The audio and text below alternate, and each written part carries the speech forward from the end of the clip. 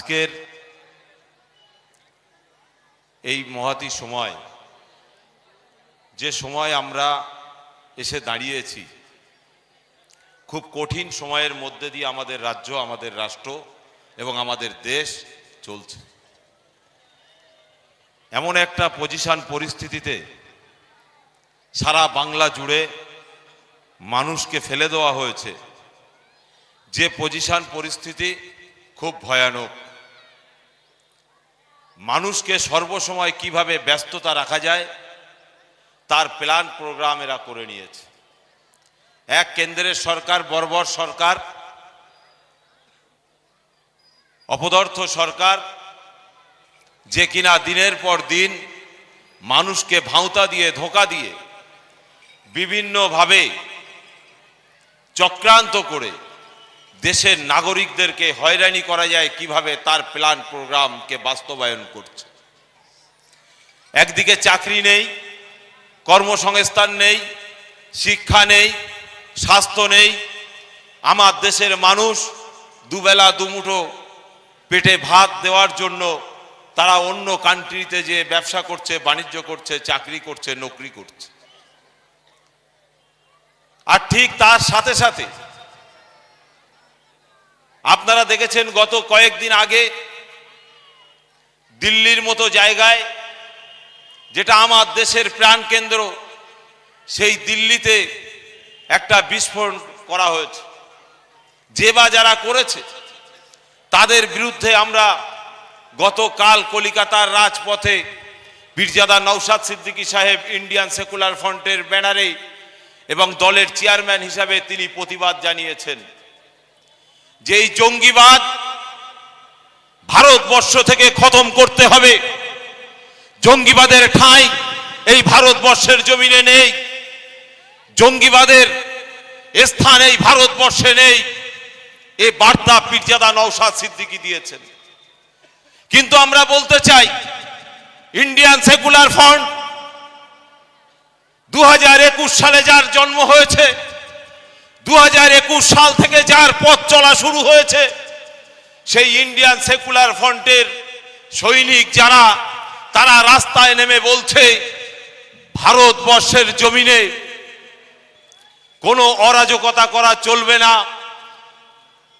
কোনো রকম ভাবে অশান্তি করা চলবে না, কোনো জঙ্গি কার্যকলাপ করা চলবে না।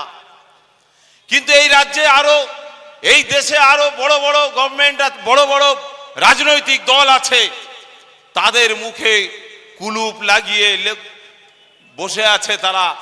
তাদের চিন্তাধারাটা কি সেটাই আমরা চিন্তা করছি, যে সময় কিভাবে আমাদের দেশে মানুষের মধ্যে বিভেদ লাগিয়ে দিয়ে এই দেশটাকে শেষ করার প্ল্যান কিভাবে চলছে।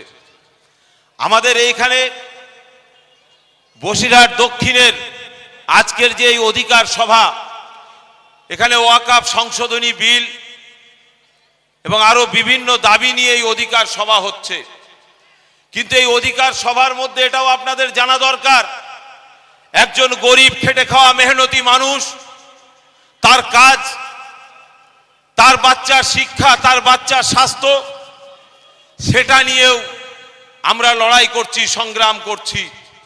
আমাদের পীরজাদা নওশাদ সিদ্দিকী সাহেব, তিনি বাংলার এ প্রান্ত থেকে ও প্রান্ত, তিনি কোনো জায়গায় যেতে বাদ রাখছেন না।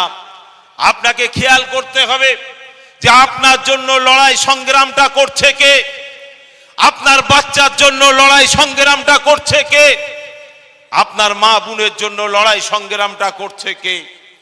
আপনি ভাবুন, যখন বর্ধমানের মতো জায়গায় দাড়িওয়ালা টুপিওয়ালার উপরে, গরু ব্যবসায়ীদের উপরে যেভাবে নির্মম অত্যাচার হয়েছে, তার বিরুদ্ধে কেউ তার বাড়িতে যেয়ে তাদের পাশে দাঁড়াননি।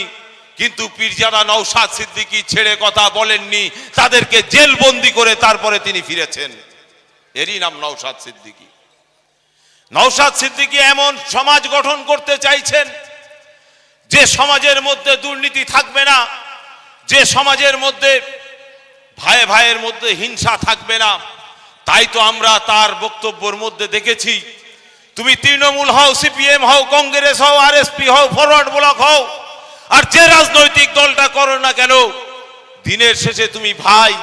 অতএব ভাই ভাইয়ের সাথে নন এসিতে চায়ের দোকানে বসে চা খাও। তিনি এই বার্তা দিতে পেরেছেন। বাংলার এমন কোন রাজনৈতিক নেতৃত্ব আজও পর্যন্ত এই বার্তা দিতে পারেননি।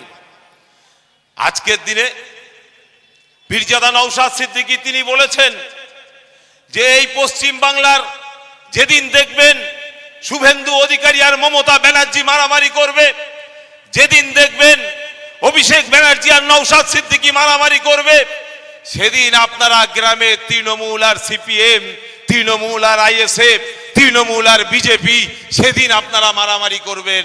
এ কথা নওশাদ সিদ্দিকী বলতে পারে, বাপের বেটা। এ কথা দ্বিতীয় কোনো রাজনৈতিক ব্যক্তির বলার ক্ষমতা নেই। তাই আপনাদের সকলের কাছে অনুরোধ করব, আগামী বিধানসভা ভোট আসছে। এই বিধানসভা ভোট আপনার মূল্যবান ভোট, আপনার মৌন সমর্থন। আপনার একটি ভোটে রাজ্য গঠন হতে পারে, আপনার একটি ভোটে দেশ গঠন হতে পারে, আপনার একটি ভোটে সমাজ গঠন হতে পারে, আপনার একটি ভোটে শিক্ষা ব্যবস্থা ফিরিয়ে আনতে পারে, আপনার একটি ভোটে স্বাস্থ্য ব্যবস্থা ফিরিয়ে আনতে পারে। তাই আপনাদেরকে বলবো, ভাবুন, আর আপনার ভোটটা দেওয়ার আগে চিন্তা ভাবনা করে তারপরে আপনি ভোটটা দিন। সকলের কাছে এই আবেদন রেখে সকলকে আবার অভিনন্দন জানিয়ে আমি আমার বক্তব্য শেষ করছি। ইন্ডিয়ান সেকুলার ফ্রন্ট জিন্দাবাদ, পীরজাদা নওশাদ সিদ্দিকী জিন্দাবাদ, বিশ্বজিৎ মাইতি জিন্দাবাদ। ধন্যবাদ কুতুবউদ্দিন ফাতেহি সাহেবকে। এখন আমরা ইতিমধ্যে আমাদের ভিতরে উপস্থিত বিশ্বজিৎ মাইতি মহাশয়কে, রাজ্য কমিটির সম্পাদক, ওনাকে ব্যাজ এবং উত্তরীয় পরিয়ে আমরা সংবর্ধনা দিতে চলেছি। উত্তরীয় পরিয়ে সংবর্ধনা দিচ্ছেন শেখ মঈনুদ্দিন, সংগ্রামপুর শিবাটি গ্রাম পঞ্চায়েতের সভাপতি, এবং ব্যাজ পরিয়ে সংবর্ধনা দিচ্ছেন নাজির উদ্দিন মহাশয়, গাছা আখারপুর পঞ্চায়েতের সভাপতি। সবাই রাস্তা থেকে একটু মাঠের ভিতরে চলে আসবেন। যে কোনো বিপদ আপনাদের অসাবধানতার ভিতরে হয়ে যেতে পারে। ফুল স্তবক দিয়ে সংবর্ধনা দিচ্ছেন আলমগীর মহাশয়। এখন আপনাদের সম্মুখে বক্তব্য রাখছেন বসিরহাট উত্তর বিধানসভার অবজারভার মুসা করিম ভাই সাহেব। মুসা করিম ভাই সাহেবকে বক্তব্য দেওয়ার জন্য অনুরোধ করছি।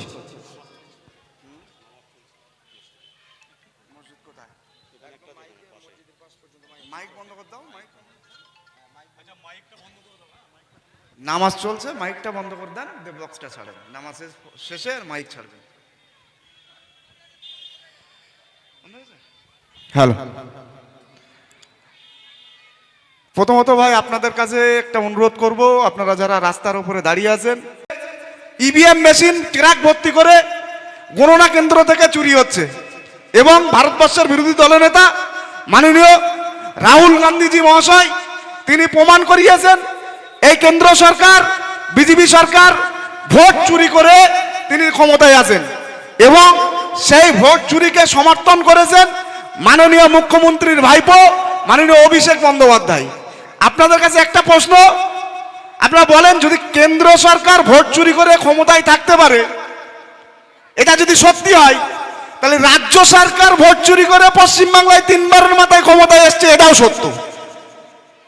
কারণ হলো, আমরা দেখেছি, আমি আপনাদেরকে একটা সমীক্ষা বলি, গণনা কেন্দ্রে আমরা বিভিন্ন সময় আমরা গণনা কেন্দ্রে গিয়েছি, ইভিএম মেশিনের যে চার্জ থাকে, সকাল 5টার সময় যে ইভিএম মেশিনটা চালু করা হয়, সন্ধ্যে 6টা পর্যন্ত সেই ইভিএম মেশিনটা চালু থাকে, কিন্তু দেখা যায় সেই ইভিএম মেশিনে একাধিক মেশিনে যেখানে 99%, 98% করে চার্জ থাকে, ঠিক যে মেশিনগুলোই বেশিরভাগ 99% চার্জ থাকে, সেই মেশিনগুলোই তৃণমূল কংগ্রেসের এক একটা বুথে 400-500 ভোটে লিড হয়, এবং বিরোধীরা সেখানে 30টা 35টা করে ভোট পায়। যেখানে মেশিনগুলোই 65-70% চার্জ থাকে, সেখানে তৃণমূল কংগ্রেস কোনো রকম ভোট পায় না। আমরাও আশঙ্কা করছি আমরাও দাবি জানাচ্ছি যে এই ইভিএম গুলো তৃণমূল কংগ্রেসের পক্ষ থেকে পরিবর্তন করিয়ে ওরম ট্রাক ভর্তি করে রাত্রের বেলা পরিবর্তন করিয়ে তৃণমূল কংগ্রেস ক্ষমতায় আছে। সেই জন্য ডায়মন্ড আমরা থেকে ভাইপো নামক যিনি অভিষেক বন্দ্যোপাধ্যায়, তিনি 7 লক্ষ ভোটে জেতা সম্ভব হয়েছে। নইলে মানুষের ভোট হলে কোনোদিনই সম্ভব না 7 লক্ষ ভোটে একটা লোকসভা কেন্দ্র থেকে জেতা। সুতরাং আপনাদের কাছে অনুরোধ করব, আগামী 26 সালে ইলেকশন আসছে, আপনারা কাঁধে কাঁধ মিলিয়ে আমরা দায়িত্ব নিয়ে আমরা ইভিএম মেশিন পাহারা দেব। যতদিন পর্যন্ত গণনা না হবে ততদিন পর্যন্ত ইভিএম যেখানে কাউন্টিং থাকবে সেখান থেকে বাইরে কোনো গাড়ি, কোনো ট্রাক আমরা বাইরে বেরোতে দেবো না, এবং কোনো খালি ট্রাক আমরা ভেতরে ঢুকতে দেবো না। এই বলে আমার বক্তব্য শেষ করছি। সকলে ভালো থাকবেন, সুস্থ থাকবেন। ইন্ডিয়ান সেকুলার ফ্রন্ট জিন্দাবাদ, আইএসএফ জিন্দাবাদ, নওশাদ সিদ্দিকী ভাইজান জিন্দাবাদ। ধন্যবাদ। এখন